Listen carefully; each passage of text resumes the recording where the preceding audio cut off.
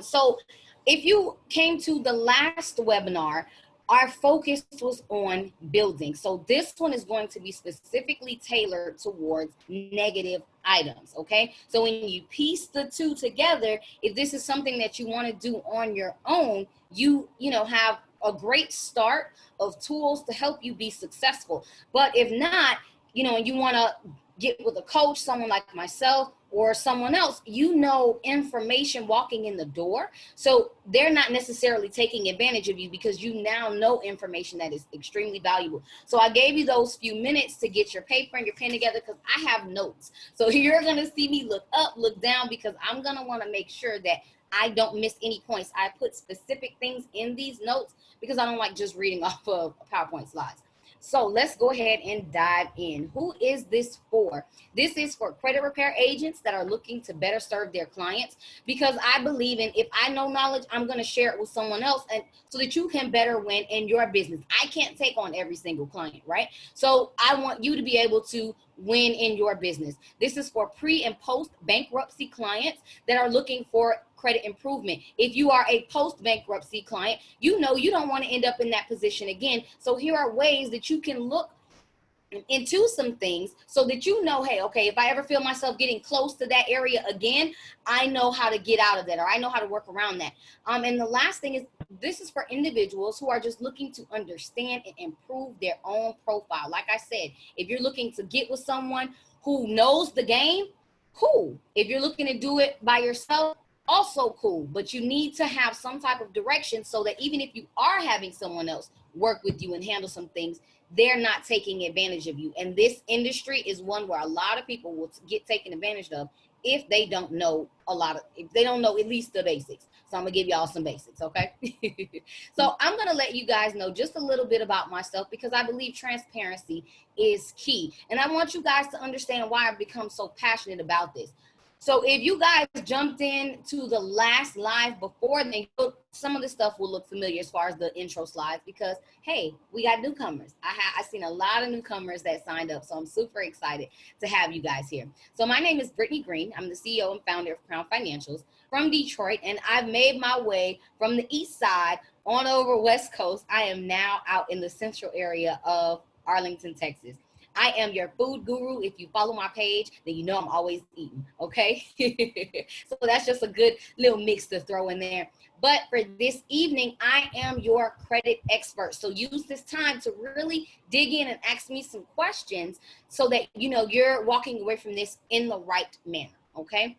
So a little bit of transparency, how I came to be so passionate about this is I lost my job in 2018, got my car repossessed, I had charge-offs, I had maxed out credit cards, I ran from collection agencies, and I had to build my credit 3 times. And this is just over the course of things that I've dealt with from 18 to 20, now 27, okay? So out of all those years, I've dealt with credit, but for the past 3 years, as of July 14th, I have been specializing in learning and understanding credit so that I can help other people do what I was able to do for myself 3 times. One time, just me not knowing. The second time, me building, was I was, you know, trying to get my stuff together, trying to really just get started in the industry. And then the third time, life happened. So what I want to let you guys know is that, hey, we may end up in these life-like situations, but it's normal. It's okay. So you don't, this is a safe zone. What we're creating and what I like to create for my clients is what's called a safe zone. There is nothing stupid. There is nothing too outlandish. And if I don't know the answer, we're going to look it up and we're going to find it together. Because at the end of the day, life is inevitable, right? And things are going to happen whether we like them or not. Before education, during education, and even after education, all right? So to this date, I am a credit educator. You guys may have seen me on as a radio show host on IAC.FM as the Power of Credit Hour guru. I'm a 2-time author and renowned speaker, and I coach on credit. So I am the person who's going to keep your head in the game, right? So when times get tough, I want to be able to hand you out the plays. When times get tough, I want to be able to bring you back mindset wise, and let's get you going in the actual game. Because I'm telling you, what we're about to discuss as far as bridging the gap and actually breaking down negative items, I wouldn't expect the average person who does not research these things to just know, right? So I know it's going to get tough. I know things are going to get, there's going to be some fluctuations, there's going to be some ups, there's going to be some downs, but I am your credit coach to keep your head in the game. All right, so let's dive into what it means to build a success strategy. So if you were on the last episode, right, if you were on the last thing that I did just like this, we talked about 1, 2, 3, and 5, but 4 needed its own section. So that's what we're talking about today. But if you need that replay for that one to help bridge things a little bit further, I will let me know. I'll actually, at the end of this, for everyone who signed up on this, for this webinar, is going to get an email with number 1, which was the first original one, and as well as the replay of this one. That way you can bridge together 1, 2, 3, and 5 while we dig in today on number 4, okay? But I'm telling you, this is what a successful strategy is going to look like, right? Cleaning up your file is one thing, but you need to establish good payment history. You need a good, healthy credit usage strategy. And you need, most of all, consistency, and consistency again, okay? The biggest mistake that I'll say that people make is stopping or being inconsistent, okay? When a mistake happens or when they get thrown off their game, people will stop. They will not come back to keep going and pick up where they left off. They've stopped.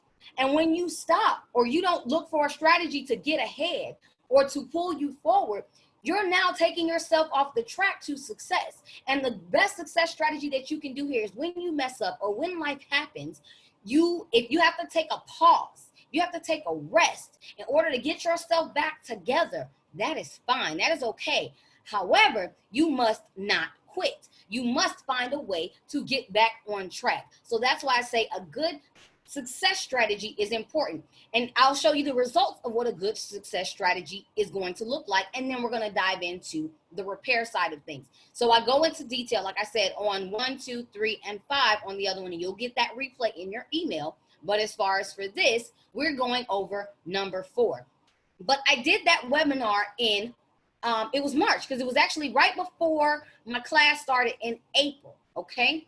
And this is the results of what a good success strategy is going to get you. And when I say all of it, I mean all of it, not skipping and neglecting things or focusing on one thing at a time with your credit. You have to be aggressive, because one of the things that lenders will look at when they're looking to pull your report is they want to see, okay, on your FICO score, what has been your trended behavior for the last 12 to 24 months, right? Some mix-ups are okay. Some mess-ups are okay, right? They're willing to look over those because they're human. They understand that life happens.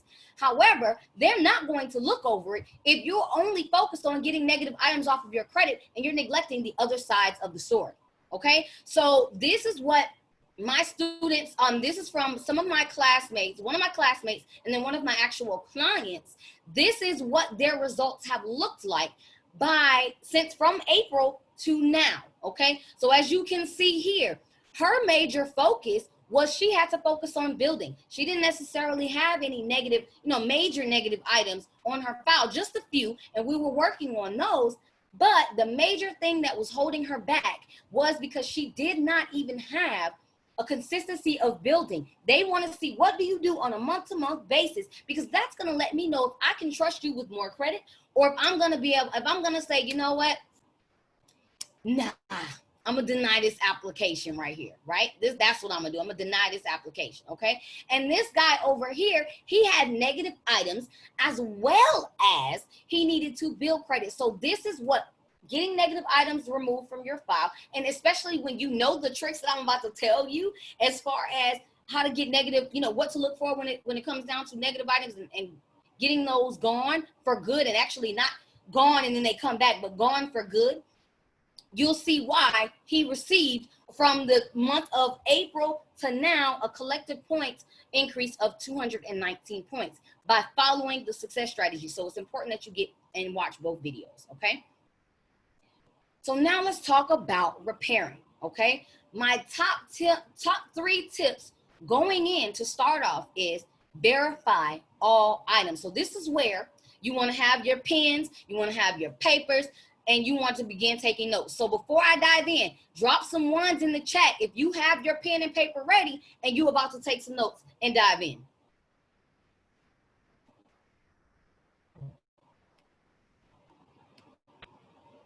Okay, I'm seeing a one, I'm seeing a one. Okay, I'm seeing a couple more ones.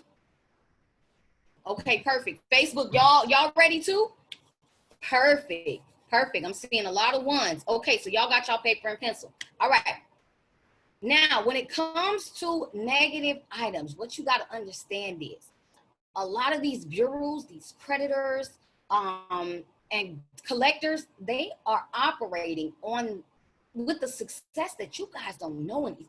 So the one thing that you want to do is be able to verify all items. And we're going to talk about some points to look out for, or some things to look out for, okay?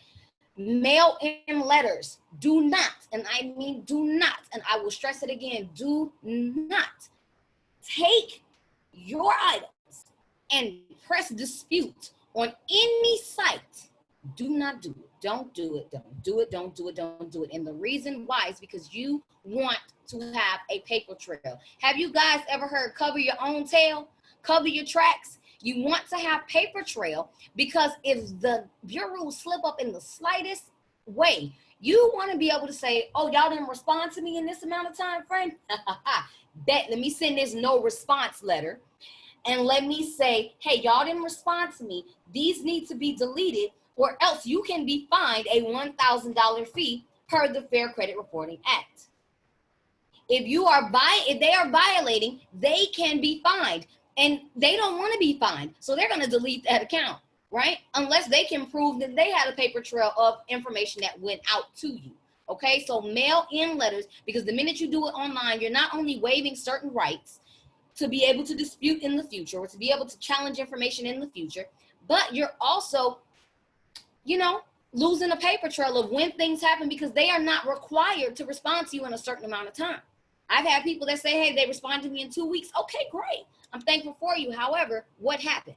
Oh, nothing happened. They just verified it. Oh no, they sent you what's called a stall letter, right? Now, stall letters are considered letters that they see your dispute, especially with online disputes. I like everything personalized. You see why I call my things on my website personalized plans? Because I like everything personalized. Everybody doesn't need the same exact thing. So when you hit that dispute process, the dispute thing online, it's automatically generating a pre-scripted thing, and it's gonna go to them. It's gonna go to the bureaus. They're gonna get it, but they're gonna probably either send you a stall letter or not respond to you at all. And the reason why is because they have a system, and it kind of runs generic things. So if anything is ever generic or it seems too repetitive, they're going to feel like, oh, well, it's just frivolous. We don't have to respond. Maybe somebody else did this on their behalf. We want to wait till we hear from them, right away. And then people will say, well, they went ahead and they told me it's verified. No, they sent you a stall letter. If you dispute, you're not supposed to dispute just one time. When you're challenging information, the goal is to be consistent. One letter may not do the trick because they may send you a stall letter, right? So by mailing in letters and by personalizing the letters that you do mail in, you allow yourself to now step into a zone of, okay, well, I actually need to do my job because this person knows what they're talking about. They've seen a specific error on their file that's, and again, that goes with verifying all items. They've seen something specific, so I need to do my job and being consistent. If they don't respond in the first one, okay, not a problem. I'm gonna send off another one. And it's something that's so subtle. Like, I think I'm always saying that word wrong.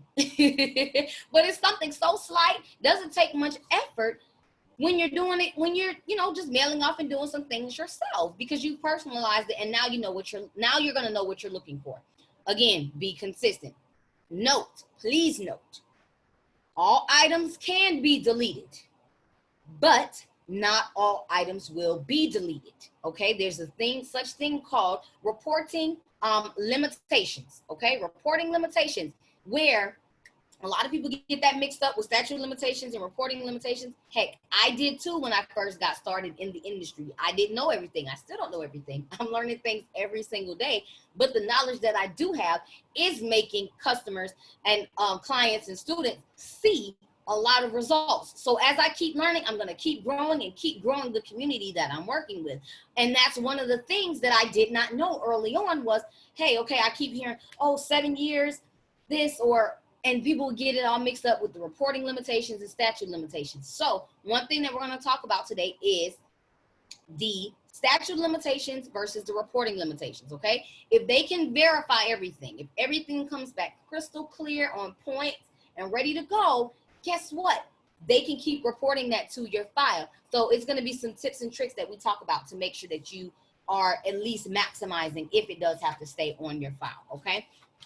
So now let's actually start talking about the different negative items. Y'all see I pulled my notes up, all right? I got my water because it's hot in here, y'all. So if y'all see me sweating, just know we're going in. But is this clear so far? From what we got in the chat, drop some ones in the chat if this is clear so far. I'm gonna keep going though. I'll check in a second. Okay. Yes. All right. Boom. Y'all was quick with it. Okay. So boom. Negative items. Let's start with charge-offs. All right. Charge-offs tend to happen when you default on your loan, okay, or your loan or your line of credit. Excuse me. Either 90 or 180 days, depending on whatever company you are with, their terms may be different. I'm going to tell you that Google is probably your best friend, okay? Google is your best friend when you're looking to learn information about a company. Before you actually apply, you want to know, okay, do you charge me off at 90 days or is it 120 days or is it 180 days? From what I've seen, the most has been 90 to 180 days of non-payment, right? That's when folks get charged off, okay? Now, what happens when you get charged off is that the account either goes to an internal collection agency or it goes to an external, which when it goes to externals, it oftentimes turns into a collection account, okay? So as an internal charge off, they have something in-house, okay, where they're going to be calling you. So on your file, typically it won't be in the collection section, okay? So when you go to Credit Karma or when you go to Experian.com, there's a section where it just has your credit cards, it has your other stuff, credit cards, public information, and then it also has a section for your collections. So many people are like, oh, it didn't show it there, so I guess it's not, I guess it hasn't really went anywhere, right? Wrong. Sometimes it will be sitting there right where your open credit lines are. It'll be showing there as a closed and charged off account, okay? So that's where you can find that. And typically with most cases, it is still within that actual company, and they're just going to be calling you from that company and trying to collect that debt from you. External charge-offs are when they go to third parties, which are often collection agencies, and they will go ahead and begin working on trying to collect that debt from you, okay? So at this point, when you see a new collection account pop up on your file, right? And when you go into Credit Karma, and for those of you who have not explored Credit Karma, you might want to. They have a section where you can see, like, your overview, and then right next to it, like once you click on TransUnion or once you click on Equifax, you can scroll down, and this is on a actual computer, not a cell phone. When you scroll down, you'll see overview and you'll see report. Go to report, and that way you can see everything. If you're on Experian.com, you can get on there and you'll see once you hit on the tabs up top, you'll see reports and you'll be able to scroll down and go from there. This is the time where you want to start looking for errors, okay? Errors can be balances that are not correct, the terms that are not correct. So meaning if your limit was 800, but they have it now saying that you owe at 900, that your limit was 900, that's an error. You want to add that to your dispute letters or your challenge letters, and you want to send it off to the bureaus because you're like, hey, I don't know what this account, basically you're guilty until proven innocent. I'm sorry, you're innocent until proven guilty. I'm sorry, I said that wrong. You are innocent until proven guilty. So I'm not telling you on your dispute letters to just say, hey, this isn't my item. No, hey, I seen this account on my file. It was quite troubling because I'm not understanding where this account is coming from or this limit. This limit says 900. I need you to prove with bank statements, with account statements, original contracts, or agreements. I need you to prove that to me, that this is my account, because this is going, and this is why people will give you that misconception on collections of don't ever pay anything. But yes, you don't want to pay on something until you know if it 100% belongs to you. Now, if you are the type of person who says, I'm just trying to get rid of it, I'm just trying to get it over with because I have this, this, and this that I'm trying to do, not a problem. Go ahead and do so, but I'm going to give you best practices on doing that as well. But is it reporting twice? That's another error that you can find on your file. Meaning, is it reporting with the original account and a collection agency? Are those on there? Do those balances look correct? Have they added any interest? Those are some items or some errors that you want to look for. Another thing is reporting activity. I had a collection account that I said, hey, I ain't paid y'all nothing. What y'all doing reporting this? It's an error. I put it on there and the account was deleted from the file because, number one, they couldn't even prove that the account was mine, right? So if you can't, a lot of times what these, especially external, internal are ones that are a little bit more difficult to fight because, you know, it's internal. They just walk upstairs, they get the stuff and they, you know, and they say, okay, this is yours. But external, those are the ones that are pretty much the easiest ones to work with because they've sold off the debt, but 9 times out of 10, they haven't sold the contracts, the statements, and everything it is that they need.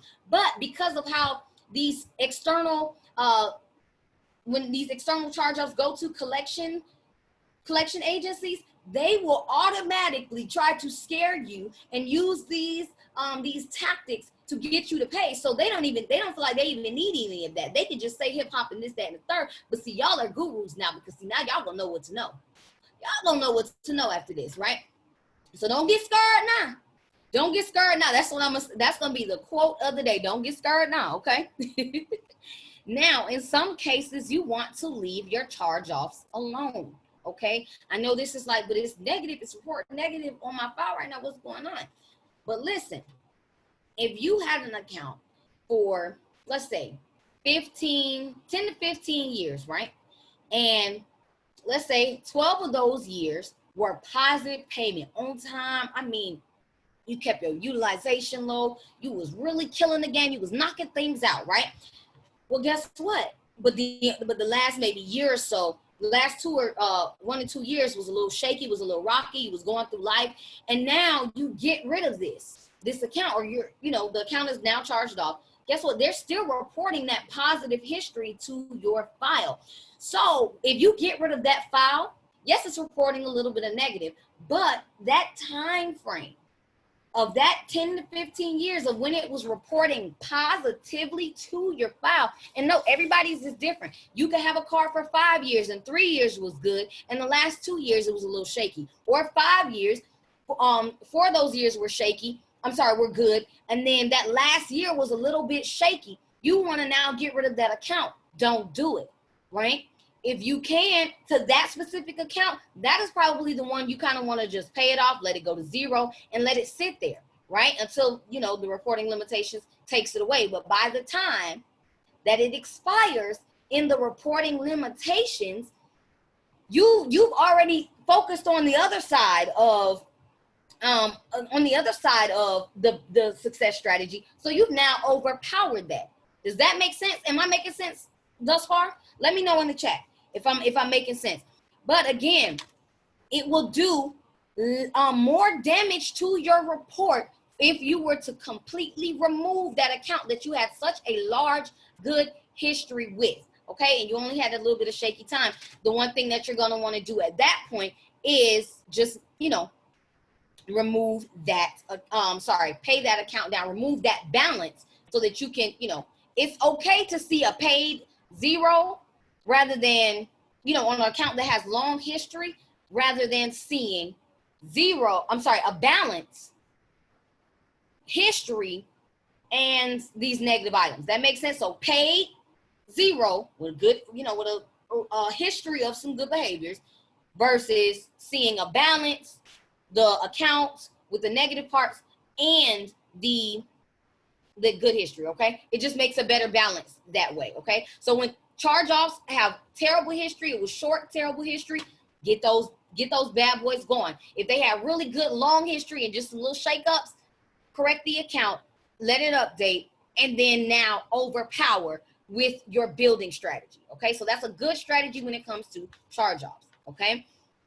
Now, so a few other errors that you can look for is just making sure that there are no late payments that are being reported. Make sure that the account is closed, it's not still active, because if it's open, that is an error. Make sure that the date, make sure that you understand that, okay, when it comes to charge-offs, the the reporting limitations is going to expire 7 years after the date that you first went delinquent. So if you went delinquent in February of 2013, then February of 2020, that account should have been removed from your account, okay? Unless during that time frame there were some errors, then it can get removed earlier, okay? So that's how the workaround for, and the workaround or the loophole to getting accounts removed, okay? If there are some errors between that 7-year period, you can now get it removed. If not, you're gonna have to stick with it, but you can, there are ways around that, okay? Now let's talk about collections, the big misconception. I kind of covered it a little bit in charge-offs when I said it's some accounts that you're going to have to pay if they are 100% verified. And 100% verified means they were able to provide contracts, not a spreadsheet of, okay, this is what you owe. No. Don't send, collection agencies are slick like that, okay? They will send you a paper and say, boom, here's a list of charges. Here's what you owe. And people will be like, well, I guess it's what I owe. No. What you now need to do is say, okay, this was a list of charges, but I need to see original statements. I need to see original contracts. Where was it that I signed? Because to be honest, collection agencies is a $1 trillion industry. They are huge. When I connect health collections and just general collection agencies, they are a huge industry. And a lot of government officials will use collection agencies, so they aren't necessarily going anywhere. But when they begin to violate certain things is when they get the boot and when we can outsmart them every single time. However, we just got to know those laws. So a lot of things that you want to look for across all 3 reports when you're, investigating the things on your file is anything inconsistent? Are there incorrect balances? What is the statute of limitations? Whenever you're looking to, say, okay, can this item get removed from my report? All right, every single state has statute of limitations. And statute of limitations is the time frame that they can reach out to try to take legal action against you for that debt. So I'll speak on Florida.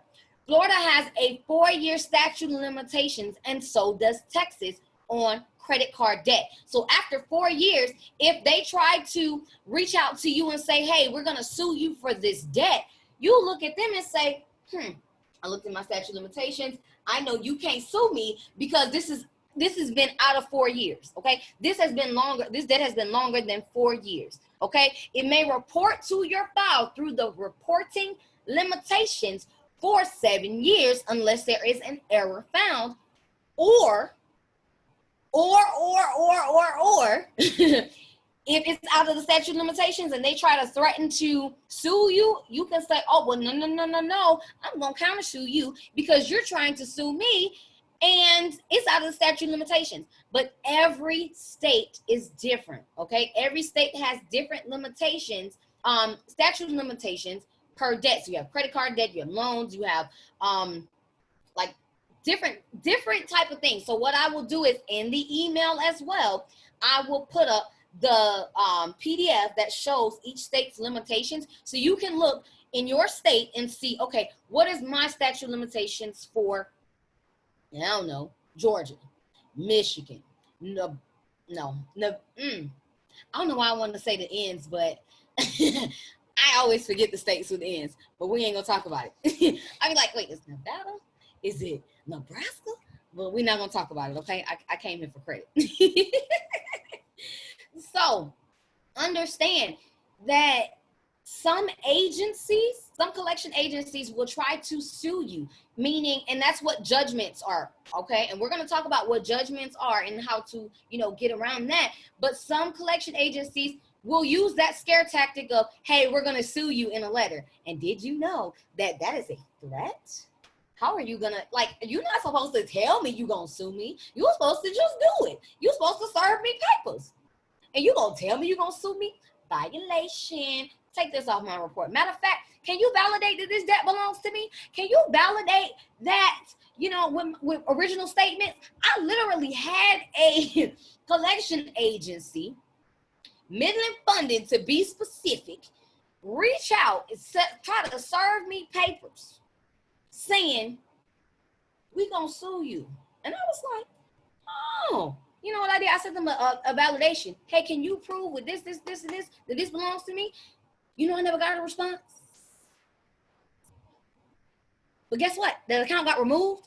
But this is what I'm saying. They make a lot of threats and they do a lot of violations. So let's go over a little bit of the violations of collection agencies, right? If they threaten you with violence or harm, use obscene or profane language, repeatedly use the phone to annoy you. Now, I'm not just talking about one call. I'm not just talking about 2 calls. I'm talking about they call you like 5 times within the hour, right? And we're going to talk about that because, again, you want to keep track of every single thing, okay? So we're going to talk about how to take record. They ignore disputes or investigations. They call family or friends. They can engage in unfair practices. Ooh, excuse me, guys. Those are some of the things that they are not able to do. So I got some notes here that I wanted to make sure that you guys know. So now they cannot misrepresent. They cannot lie to you, of course, first and foremost. They cannot misrepresent the amount you owe, lie about being attorneys or government representatives, falsely claim you'll be arrested, or saying that legal action will be taken against you if it's untrue. They cannot try to collect interest, fees, or other charges on top of the amount you owe, unless in your state and in the contract that was there. So in my course, I literally have a link on there, and you can find it on the web. But it says, hey, scroll down, and you can look at your specific agreement. So your credit card agreement, right, per bank. So they got Bank of America on there. They got all the different banks on there. Wells Fargo, you name it, they have it on there, and you can look at the different agreements to see if they said, okay, we could charge you interest. Because if not, and you're seeing interest on your file, you're like, hold on, error, delete. And that's the instances where you will not have to pay. Okay, boom. They cannot threaten to take your property unless it can be done legally. And they cannot deposit a post-dated check early. So if you see your money start to come out check, like if you made an agreement to pay them and they came out early, and you what is this? Give me my money back and delete everything off my file. Okay, so you want to make sure that you take record of every single thing. This is why I said paper trail is super important. When you sent letters off to the bureaus, what was their response, right? Did they give you a stall letter? Okay, then you reached out to the collector with a letter and you told them, hey, I need you to validate this. They didn't respond to you. Okay, document that. You have to document everything because they will lie. And if they catch you slipping, they are going to snatch your edges, and you do not want that. I promise. Okay, I promise. You can also record conversations that you have with the collectors. Now, this is one that a lot of people are like, I don't even like talking to the collectors. Like, I just want to hang up on them, this, that, or the third. But if it comes down to the fact where you are settling debt with them, right? Where you are settling debt with them, and you have to actually talk to them. They verified it, or you're just trying to gain more information or more clarity on something. Of course, you want to watch what you say. However, you also want to make sure that when you're reaching out to them, that, or they're reaching out to you and you're talking to them, that you have a paper trail of every single thing. So there are apps out there that you can record your conversations with the collection agencies. And by, having that in your bucket, if they told you, hey, I'm gonna pay for delete, we're gonna pay for delete. If you pay it, we're gonna delete it. And you see that they have not even deleted it. And that was y'all agreement, or they said, okay, hey, we can't do a written one. Okay, cool. I'm gonna take this verbal one, right? So it's good that you can have those things for record, because if they lie, you want to be able to have things going forward. Okay. So a good way to be able to do that is, when they call and they say, hey, this call is recorded, I just want to let you know, blah, blah, blah, blah, blah. Okay, not a problem. I'm letting you know that I'm going to record this conversation as well for my records. Is that all right? If they say no, hang up. If they say yes, cool, then we're going to move. And that also beats down that timeline of the 16 seconds that they have to verify that it's used. So they have between 16 to 60 seconds. I know some states are different, but they have that time frame to check in and see, hey, they want you to validate that debt within that time frame. So by you saying, hey, I'm going to record this, and then you refer to it as this alleged debt, rather than, yeah, this is mine, but I'm not going to pay it. Okay, this alleged debt that you speak of, may you please mail any correspondence to the address that you have on file, and correspondence shall come from there. You say that, you're taking yourself outside of that restarting the clock thing, because that's the reason why many people don't actually want to talk to collection agencies, because they automatically think that, hey, by me talking to you, this is going to restart that clock. And it's going to restart that clock in certain instances if you're referring to it as my debt, or how, okay, yeah, I'm gonna pay y'all next week, I'll pay y'all then. They can now use that in 13 states. They can actually use that that recording and say, okay, well, it gives it a fighting chance, not solid, but it gives it a fighting chance for them to be able to take some action against you. But in a number of other states, they cannot do that. Okay, they have to have written verification from you, not just verbal. So if you accidentally make a payment and you still want to challenge it to make sure, it is what it is, they have the authorization that they say they do, then you can now, you can still do that unless you have written stuff with them. Then of course they kind of make it a little shaky. All right. So I'm gonna check in again. Drop some ones in the chat if this is making sense so far. Yeah, drop a 1 if it's helpful, and drop a 2 if you are understanding it, if this is helpful so far. Drop some 1s in the chat if you understand, a 2 in the chat if this is helpful to what it is that you need. Okay, so remember, okay, I'm good. I'm seeing 1s and 2s. If you gotta put a 3 in there, you like, girl, I understand. Now you talk about, put a 3 in there if you need to. I know I'm giving y'all a lot of numbers, but I like numbers, so hey, here we here. Okay. So, perfect. I'm seeing a lot of that. Thank you guys for those that are just joining in. Facebook, y'all active. Facebook, real active. I like it. Okay. So, thus far, we know we need to take record of everything. Thus far, we know we need to be watching our statute limitations by looking at that sheet. We also know we need to be, very aware of what we're saying to folks, right? This alleged debt, right? You are in control. When you realize your power, you are in control, and you can have good, easy credit. I'm not telling you that everything is going to be easy. You're just going to have to drop everything out.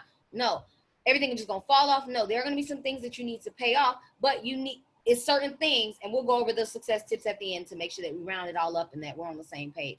But that's what we're going to do. Okay.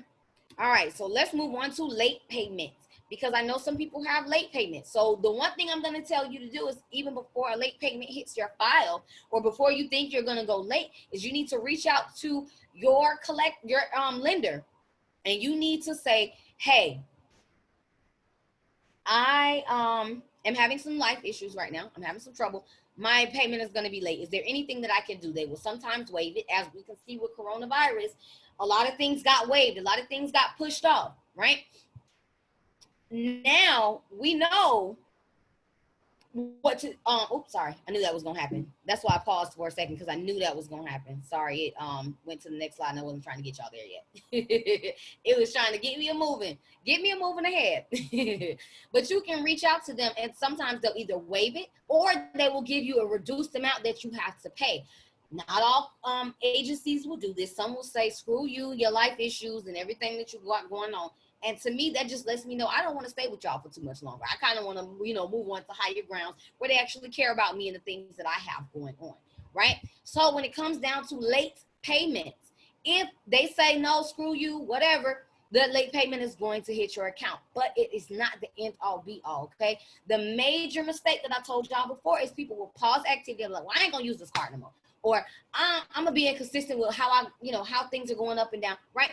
That's not what you want to do. You immediately want to jump into action and leverage goodwill, especially if you have been with this company for a long time and they see, oh, your behaviors over the years been good. Okay, well, we'll go ahead and we'll take that late payment off your file, right? Not a problem. We'll go ahead and we'll do that for you.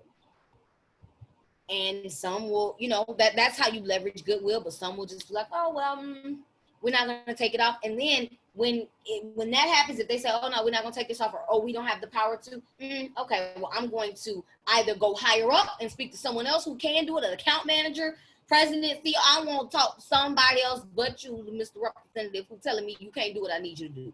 I'm going to talk to your account manager who I know can do this, change it, and then they'll report it to the bureaus, and then everything is good and gravy. Or if they won't, that's when you tap into that building section of the success strategy to, boom, apply pressure. Okay, so here's what we're gonna talk about, right? When it comes down to goodwill, it can be your best friend. Okay, when it comes down to 30-day late payments, those are the ones that are pretty much the easiest to to get removed. You can easily do this by paying double, paying the entire balance off. But when you do that, you say, hey, can I, because money talks, money really talks. You call and say, hey, I was late for this, but y'all see my good history. What if I was to pay this account off? Or what if I was to pay, double on this account? Would y'all remove this late payment, right? I have things that I'm trying to do, and I want to buy a house soon. Even if you don't, you better tell them. I want to buy a car soon, and this late payment is affecting me. I called y'all prior to this. This is why calling in is great too. And keep a track record of when you call, because they can go easily pull up those calls. I called you guys on March 13th, and I said that I was going to be late. And because I was having, an issue with money or whatever the case is, but now I'm ready to, pay it all off right now. I can pay double, right? And a lot of them will be more on that, because they can now go back to that call and reference that you called before, and they'll be like, okay, I'm more willing to work with you, or they're more willing to push you up to a higher personnel that can work with you. Okay. 60-day payments. What you can do, a good strategy, I say anywhere between like 3 to 8 months of applying pressure, of paying double or paying it off, and using a good success strategy when it comes to building, of how you pay and when you pay. That can really make the difference. That you can now call them back and say, hey, this late payment was on my file and I really want to get it removed. Or these two late payments were on. I was going through life at this time. As you can see, after that, I caught all the way up. Can you take this off? Oh, no, I can't. Okay, no problem. Can I speak with an account manager? Okay, cool. They escalate you to an account manager. The account manager says, yeah, I can go ahead and do this, and we'll make sure they're just reported to the bureaus. Okay, cool. Can you send this to me in an email? Paper trail. One phone call. You see what I'm saying here? It's that simple, but we just let stuff ride because we too afraid to speak up and ask out. No, I'm speaking up. I'm asking out. I want to know what's tea, what's good. Okay. Now, the last thing that you want to do is get a 90-day late payment. Those are probably the worst out of all of them, because the rest of them result in charge-offs at 120 days or 180 days, and sometimes 90 days. But this one is going to be, oh, well, you didn't care about your file for 3 months, right? And yes, life may have happened, but this is why reaching out, speaking up is important. By saying, okay, yes, I know it. I called y'all on January 15th, and I told y'all that I was, I had just lost my job, and I, let y'all know you can pull the recorded call. and I even, you know, emailed you guys and said this, have proof, because then when you get back on your feet, and if you can catch the account before it goes fully charged off, and you can catch up, or you can pay off, or you can pay down, negotiating will work, and it will help you to get back on track. Okay, but you have to communicate. Communicating is important. Being transparent is important. Stop feeling embarrassed about things. Life happens. I had a repossession. I literally lost my job. I didn't ask to lose my job. I just lost it. But I had to be able to be transparent about that. And I had to be able to talk to people, because that's what helped me, you know, push a lot of things back before things really hit the fan. Okay. So that's it for late payments, but it's all about communication, negotiation, and putting yourself out there. All right. The next thing is medical bills. All right. So the big misconception about medical bills is that HIPAA laws, HIPAA laws, HIPAA laws. And yes, there are HIPAA law violations that are out there, but not every single account is going to qualify as a HIPAA law, HIPAA law, HIPAA law, HIPAA law violation. Okay. So in some cases, when it comes to medical collections, you will have to pay them off. All right. So now here are some ways that you can cover your tracks with that. If you go to the hospital, right? If you are at a certain income, right? Okay, so hospitals are looked at as not nonprofit organizations, right? So it's tricky the way they do it. Like, it's a strategy to it all, right? But they have to present certain information to you, and if they don't, that works in your favor for you to get those medical collections removed. Okay, so remember I told y'all, medical collection agencies is $1 trillion business industry. They ain't stopping at no time soon. So you got to be able to get the loopholes and find them with their pants down. Okay, so by law, they have to present you, especially if you don't have insurance, they have to present you with your options of financial assistance. They have a few times of when they can do this, but most importantly is before they actually give you care, they're supposed to give you that. Now, whether or not you accept the service or not is on you, but they are supposed to give you those that paperwork. Okay. Now, when it comes down to, if they have not given it to you, that's going to work out in your best benefit, because again, they cannot take any further action against you until they have given you this, either right then and there before you leave, or if they send you some stuff in the mail before they actually turn that amount over to a collection agency. Okay.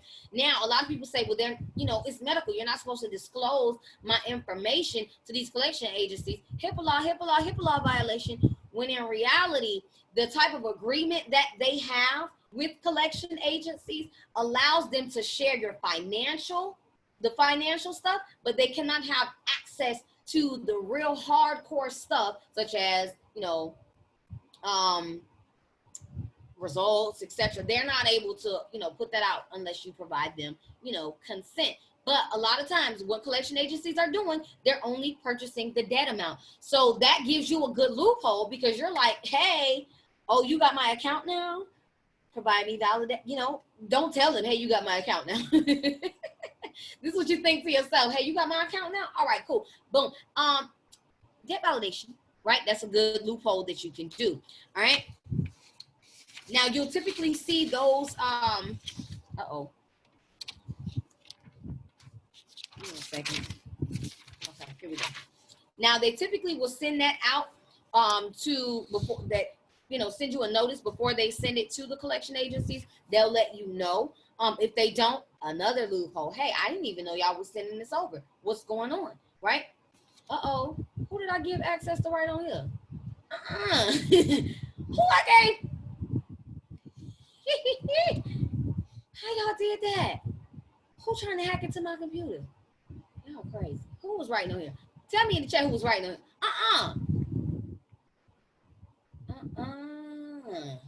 Who doing that? Oh no. How I get rid of that? Okay, see, I'm gonna have to learn about that on what's the name too, because I don't know what y'all got going on. But we ain't doing it today. I just disabled it. What is going on? No, we ain't doing that today. So y'all just gonna have to stick with that N on there because I disabled it before they could delete it, and I don't know how to delete it. So y'all gonna see a big old fat N right there until.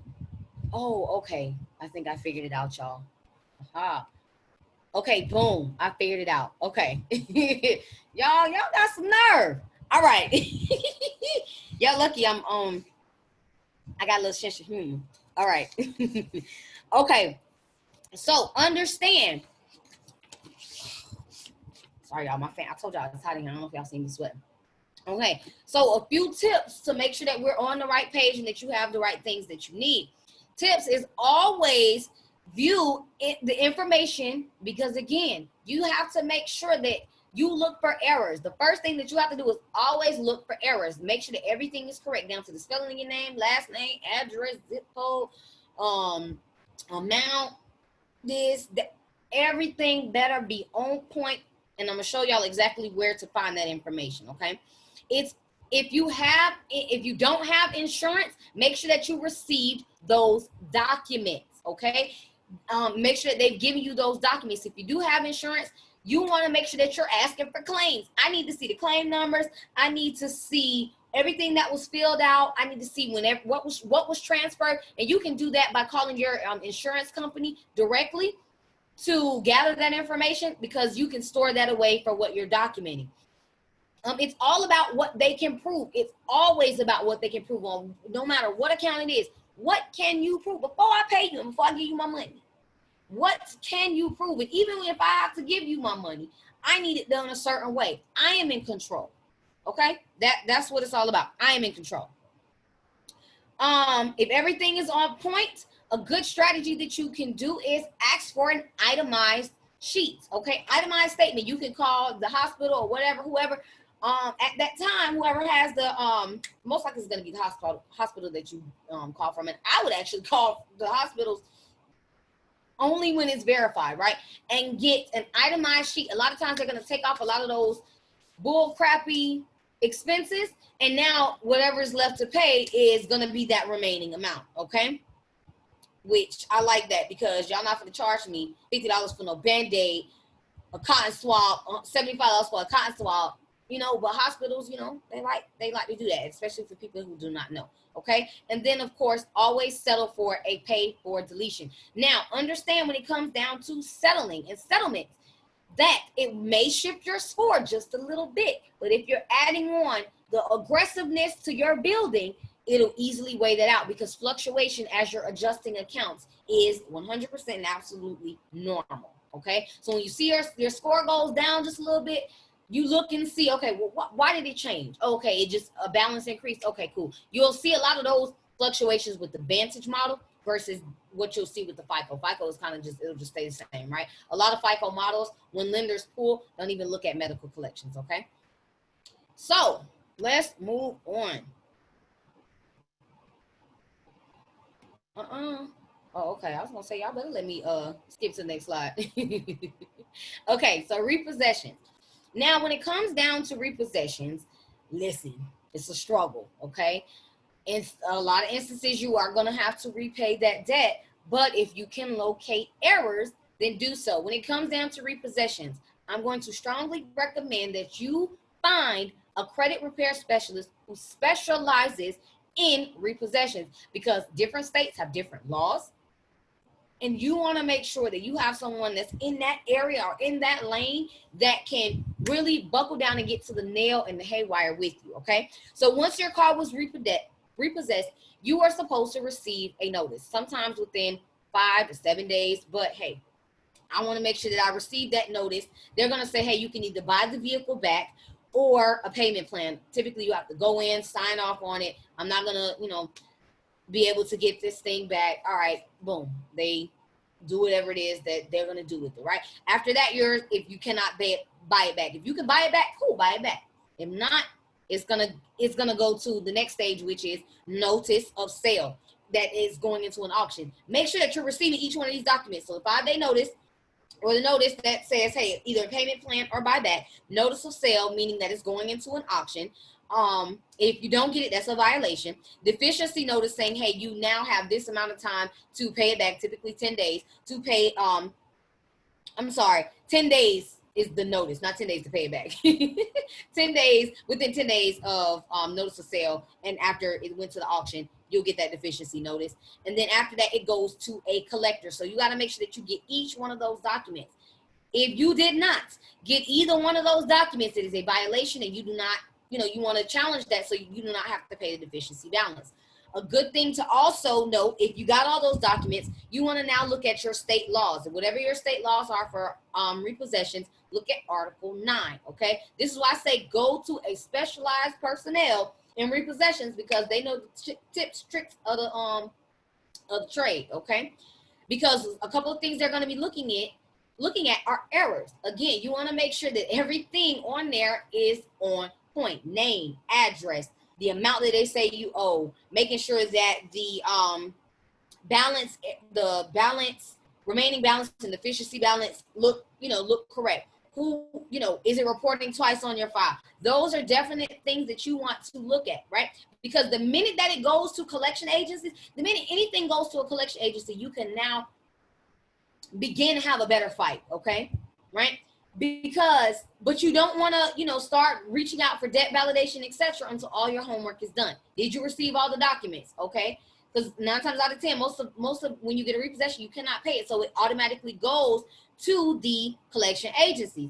Okay, cool.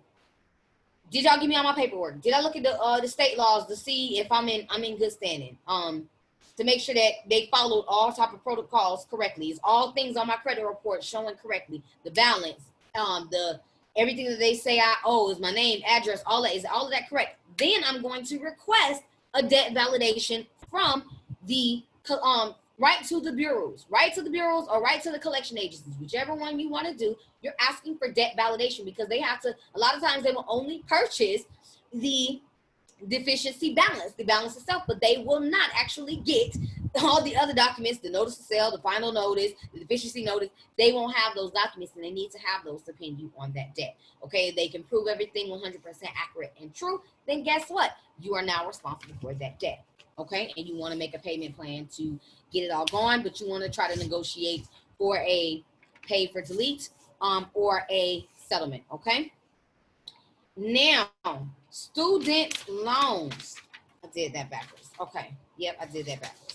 All right, so when it comes to student loans, listen, it is federal. Anything that comes with tax liens, anything that comes with anything federal student loans, you want to pay those while they're still within their current state. Because yes, they can and they will send them off to the collection agencies, but when it comes down to federal, they are the ones that are the most likely to sue you and garnish your and win and garnish your wages, right? So the one thing that you want to do is work out a payment plan, but do not get bullied into high, crazy payments, okay? If you are in the A to Z Masterclass, then you already know that there is a powerful tool called Velocity Banking, and I send you to my guy, Denzel Rodriguez, who is a mastermind on helping people to leverage credit to now pay down their debt fast, okay? So do not let these intimidating big numbers fool you,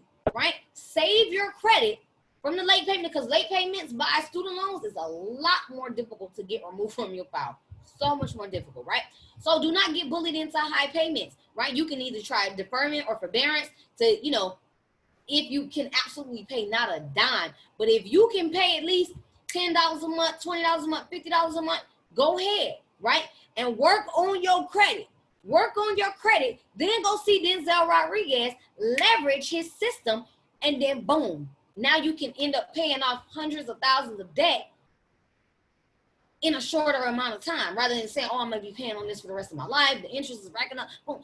Yeah, it's going to keep doing all that because you don't have a strategy, okay? So, again, do not let them bully you into making high payments.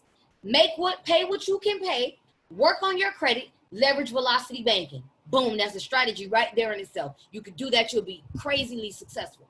I promise. I promise. Okay? Boom. Let's talk about judgments. Okay? Remember, I told y'all the statement of the day was don't get scared now.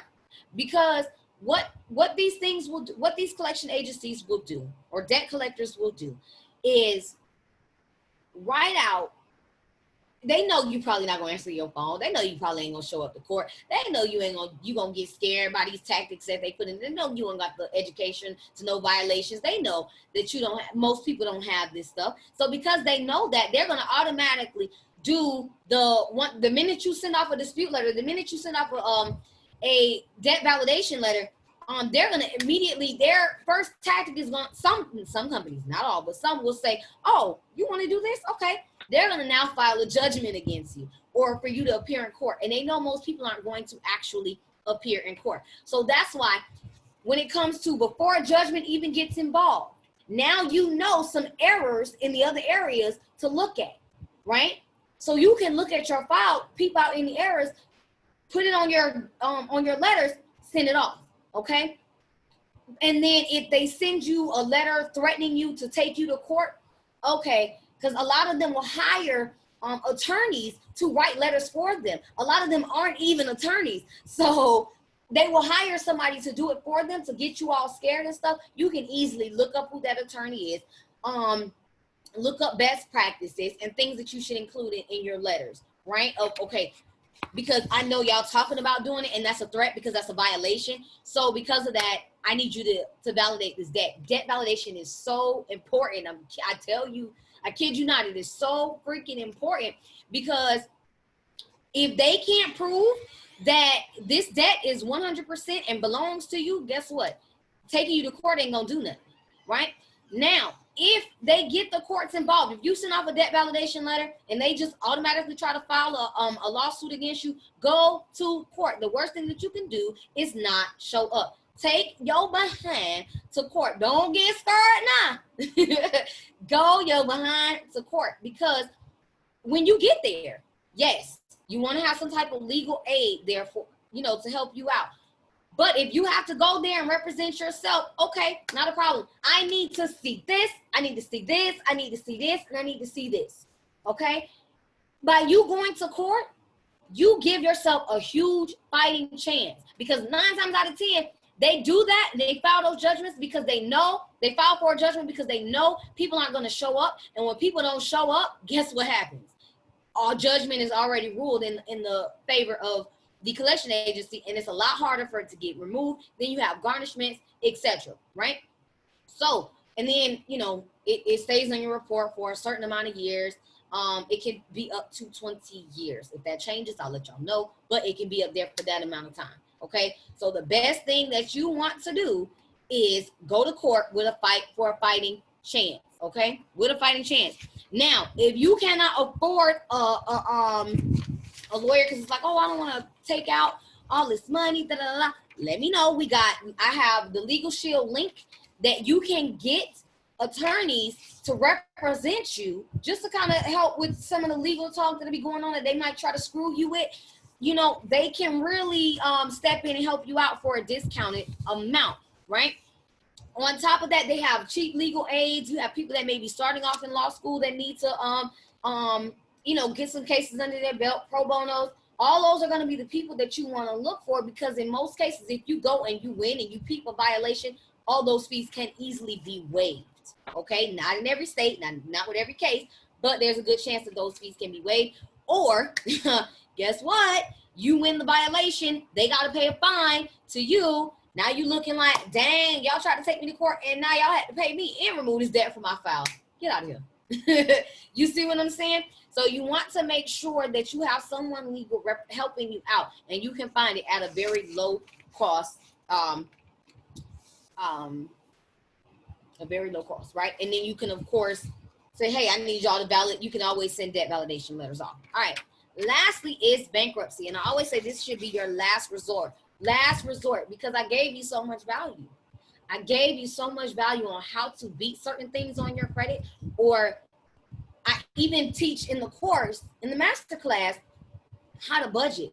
So, budgeting so that you can now clean your budget up. You can now create extra income in your file or in your pockets. So now you can now start paying off debts. Or I gave you the result of Denzel Rodriguez, or even snowballing, right? All of that's in the master class as well. But you now have these things in place so that you do not have to file for bankruptcy. Because one of the biggest things that I hear people say is businesses do it all the time. But a lot of businesses that do it, they stay in operation. However, they just have to, they're on a strict guideline to make sure that everything gets paid back. And then if not, then of course they have to get shut down. But a lot of them are, you know, sticking to the mark. But a bankruptcy can be a very aggressive thing, and it kind of sticks with you, especially if you're in the job market. You know, they want to know, oh, have you ever had a bankruptcy? Not only are they going to run your credit, but they want to know now, did you have a bankruptcy? What? The disrespect. Right? So those are some things to look out for. So to understand the differences between the three is chapter 7, they seize everything in order to help you settle out those debts. You will now, during that phase, you will not be able, while it's going on, you will not be able to build credit. You can build credit afterwards. So that's why the masterclass for anyone that had bankruptcies, that's going to be a really good starting place for you, because you now are even more educated on the process. You're now even more educated on what to do to get around having to do a bankruptcy. And then even if that already happened to you, you know how to avoid it for the future, right? Chapter 13 is they will seize half of your assets, and you'll have to now set up a payment plan for the remaining debts. Okay, but if you fail and default on those payments, guess what they're going to do? Now move you to a chapter 7. Okay, now a chapter 11 is with businesses. Okay, so make this your absolute last option. If you can, go get credit repair before you decide to do bankruptcy, but make sure that you're with a coach that knows how to budget, help you clean up your money, clean up your funds, and they're not just sending off generic letters that saying this debt is not mine, this debt is not mine, this debt is not mine, this debt is not mine. That's so monotone, and it does work in some instances, but not all instances. You kind of got to get strategic with certain things. Okay. And then, of course, reporting versus statute limitations. We got into that a little bit earlier. Reporting limitations is the time frame that they can put and leave something on your report. With bankruptcies, it's up to 13 years. But again, unless there are errors during that time of they've updated something and they've put some errors in there, then you can get that removed from your report. Statute of limitations is the time frame that they can take legal action against you. It varies from state to state, okay? So drop a 1 in the chat if that so far was helpful. We are walking into the last parts of the PowerPoint. I think I missed inquiries. I forgot I put inquiries on here. I did that one last. So a good quick tip for inquiries is only remove the ones that you were not approved for. If you remove the ones that you were approved for, you will remove that account and the good history. All right, so don't do that. But I'm seeing some stuff come in the chat. I'm seeing some ones. Thank you guys for sticking it out so far with me. We got just a few more points to go. I promise y'all, just a few more. Okay. So here is how you check for errors, okay? Here's how you check for errors.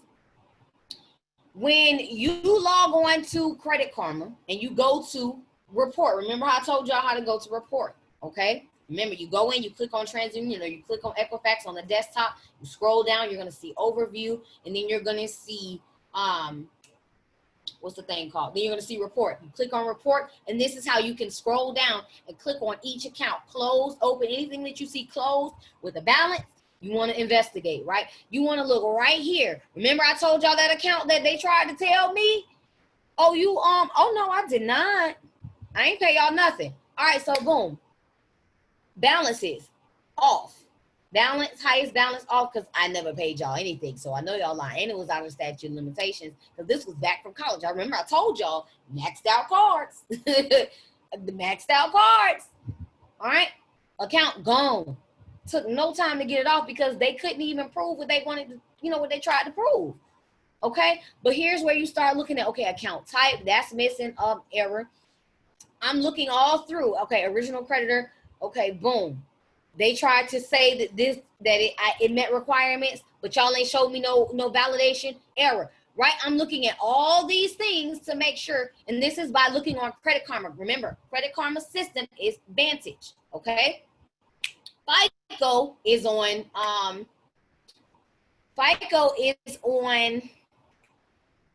Experian, Experian.com or FICO.com. That's where you're going to see your FICO scores. You go in at the top, click on credit reports, you scroll down, you open up the account right here, and it'll show you account number. Make sure the amounts are the same, balance as of this date. Okay. Boom. Okay, it was updated in 2000 and this, but then it was like, this is the balance today. Collection open here. I'm going to want to make sure that I'm looking here to see all of these errors, okay? And you're going to know if something is off because you know what your account originally looks like. So you're going to know when something is off. And that is how you check that there, okay? All right, so to get into bringing it all together for that point number 4 of cleaning up your file, okay? Know your rights. Fair Credit Reporting Act and the oh Lord Jesus, it's been a long night. The Federal Debt Collection Practices Act. You need to be looking at both of those to know your rights. Knowledge is power. Don't give your power to a company. You need to know things for yourself. And by now, I'm pretty sure y'all know some things for yourself. So knowing your rights with the FCRA and the FDCPA, boom, this is where you go. Investigate the companies on your file. You need to know who you're working with. Who are you fighting with? Who? Okay? I ain't expect Midland Funding to come at me like that, and they did. So I need to now know, okay, for future references, if I ever had a collection agency, a collection account with this person, I know how y'all operate, right? So you can easily go on Google, find out how they operate. Attorneys, you can find out how they operate, because now you can find your weak spots and target, okay? Check your file for errors, and are you in the statute of limitations? If you're out of the statute of limitations and they try to sue you, y'all wrong. Run me my check, right? Take this off my file. Check for errors, misspelled names, addresses. Any errors is either going to be updated if it's still a good account and it's open, cool, or it's going to be removed. Keep a record of everything. And lastly, y'all know the phrase, don't get scared now. Don't get scared now, okay? Boom. So now, I'm going to ask y'all one more time. Was this helpful? Was this helpful? Was this helpful? We're about to get into the question section soon. Drop a 1 in the chat or on Facebook if this is helpful. Do the success tips make sense? That's what the ones are going to be telling me, that the success tips make sense. And we got a good starting point on whether or not we want to do this. Okay? Now, y'all know I love what to do. I love to fact check. You hear me? Okay? By doing those different things, this is the type of results that you're going to see. Collection accounts removed, right? Or collection accounts closed. Payment history, missed payment removed. Collection account closed. Giving you the points that you need. Y'all know I love a good fact check. This is what it's going to do for you. Now understand, if you're deleting an account that had long good history, you may not automatically see an increase. You may see a decrease because you lost history. That's why you may see that going down. But that's why the other part of the building strategy is so important, because you see how my guy up there had a 219 point increase? It's because it was a good balance. It was a good mix, okay? So now it's your turn. It is your turn. If you want to go off and do it on your own, you have enough information after this to get started and just do it. Now it's all going to be up to you, investing your time, your energy, making a little mistakes, and having consistency, okay? And that's 100% okay. If you want to do it by yourself, you're going to need Google, YouTube to test out different strategies, patience, and now your notes for what we have done here today, okay? For now, what we have done here today, okay? But if you say, you know what? I might need a coach. I might need somebody to help me out because I could do this by myself, but I need just a little bit of guidance. It's okay. You're just going to have to now dish out money with an investment to pay for convenience, which is okay. You save yourself time, money, confusion, but you still gonna need a little bit of patience because it does not happen overnight, okay? It happens overnight, so consistently doing what you got to do every single time, all right? So if you are looking to do it yourself, not a problem. I love you. We got this. You want to share your stories with me? Please do, because I really want to hear it. I want to hear your success, okay? But if you are looking for extra and additional help, you see what my clients have gotten so far, you see what my students have gotten so far, Then come join me in the A to Z Masterclass, where we walk through both sides of the spectrum. You actually get one-on-one time with me for me to help you educate and provide you with the simple instructions and strategies that you need to be successful, right? So we're going to personalize it to make sure that you got exactly what it is that you need, but you get additional education, because there was only so much that I could give you in this hour or so, because I know we ran over a little bit more than an hour, but there was only so much that I could actually give you. So you can join me in the master class. You get personalized plan, right? Remember, I said everything is personalized. Tips, tricks, strategies based on what it is that you need specifically. You get letter templates that you get to go in, and I'm going to help you organize those letters so that you can have the success that you need, you know, when tackling and reaching out to these folks, understanding what collectors are talking about, understand how to interpret what the bureaus are talking about, right?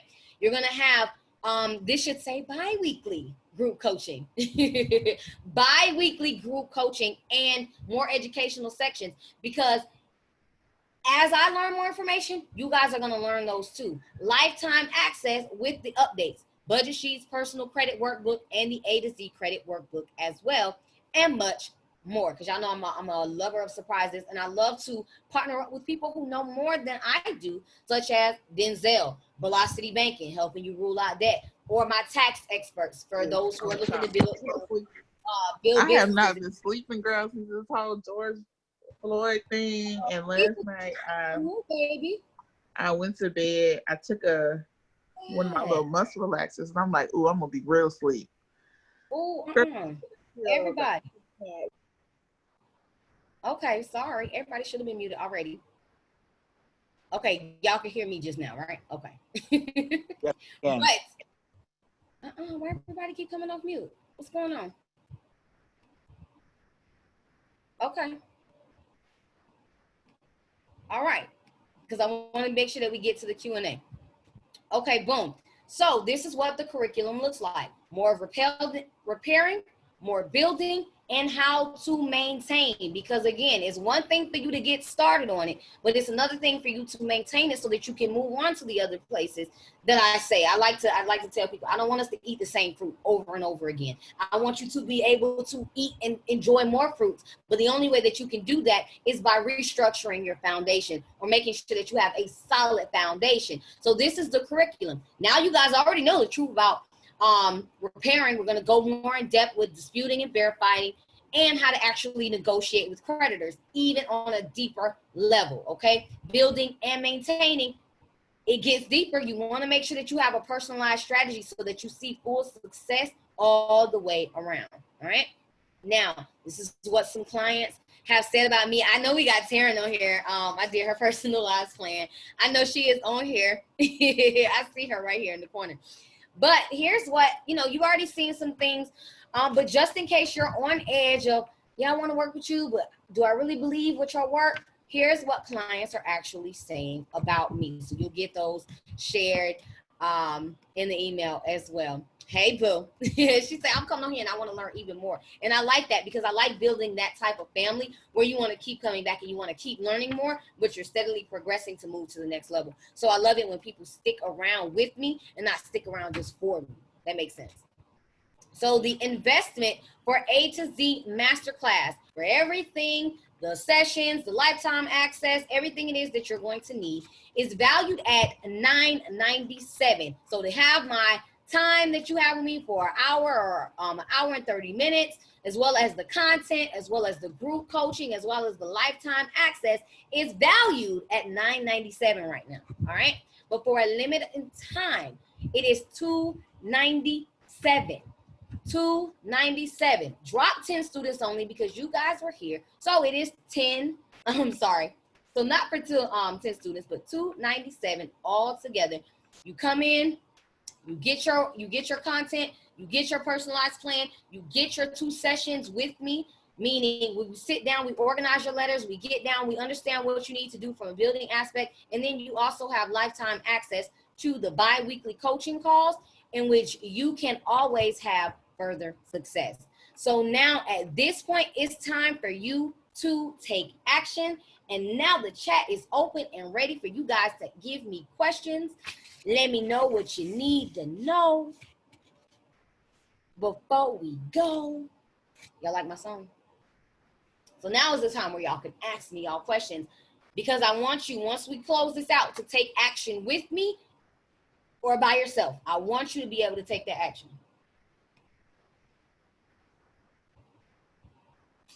Akira said she loved me. She loved me too. That's my baby too. Me and Akira been in this thing for a long time. Not a long time, but we've been in here for a good time. They're my baby. So I don't think I got no questions. So that means I did a good job. Okay. I'm going to take it as that I did a good job and ain't no questions. She say, wait, okay, I'm waiting. I'm patient. I'm patient. I'm patient.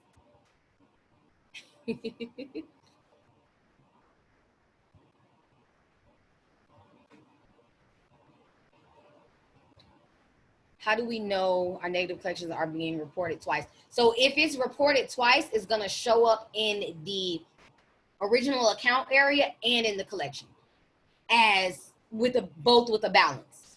It should say, your original account should say closed, 0, sold off to another collector, or it's going to say in the collection section, and then it'll say the actual collection balance in the collection section, but it should not say a balance there twice. When settling, what's the thing to do? When settling, it's all about negotiations. You better be ready to negotiate and have a counter negotiation, a counter settlement offer ready to go. What are you willing to pay? I say anything under 45%. Honestly, if you want me to, I'm gonna say 25%. Okay, 25% is what I would be trying to pay. You see what I'm saying? And then if they tell me, oh, no, we can't do that, we can do 80%. Okay, 45%. Okay, no, all right, no problem. Click. Can debt collectors transfer collection debt so it appears or pop-ups in the future? Yes, they always can. They always can. That's why finding those errors are so important, because a lot of times they'll just remove it because they don't have anything to report on you. But a lot of times they will make it come back if it's done that way. But if you find those errors, it can get removed. It can and will be removed permanently.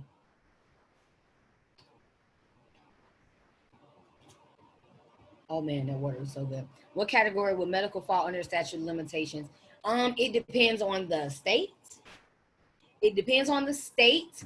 But on the, I will look on there. Because if it's with a collection agency, it'll fall with it'll fall under the collection.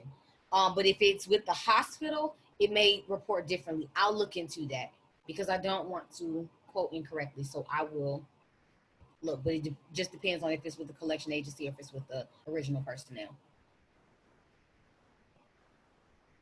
Kendra, I forgot you in the class too. I opened it up to the class students as well because we took a deep dive into this today, but I'm going to be making sure that I add an additional piece, and it's going to be a part 2, but it's going to be specifically for the students in the class.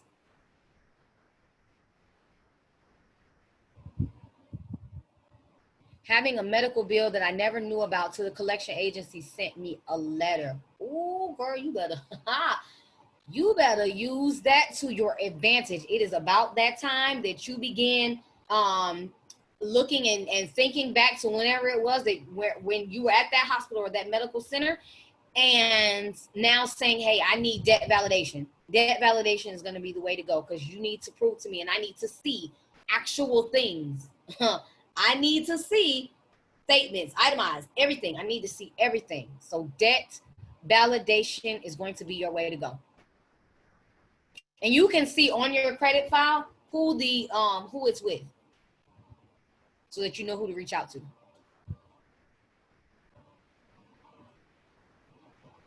I still did a good job though. I know I was talking junk about not having the questions, not having questions.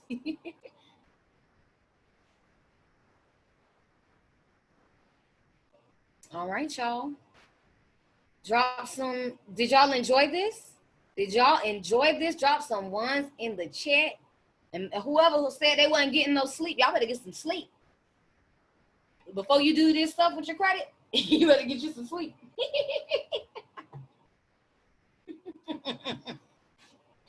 Get you some sleep, honey. All right, so y'all look out for the replay. It's coming because I guarantee you, you may have missed something, you know, and if you did, that's all right. Watch it again. I promise you might pick it up. But everyone who registered, you get a free call for us to review some things on your file, just to kind of give you a nice review, some guidance of where you need to, you know, where you need to be going. And then from there, we will make, you know, you'll be able to go on with what it is that you want to go on with, or, you know, we'll get you the right resources that you need. Okay. All right. So I'm going to go ahead and stop the recording. We have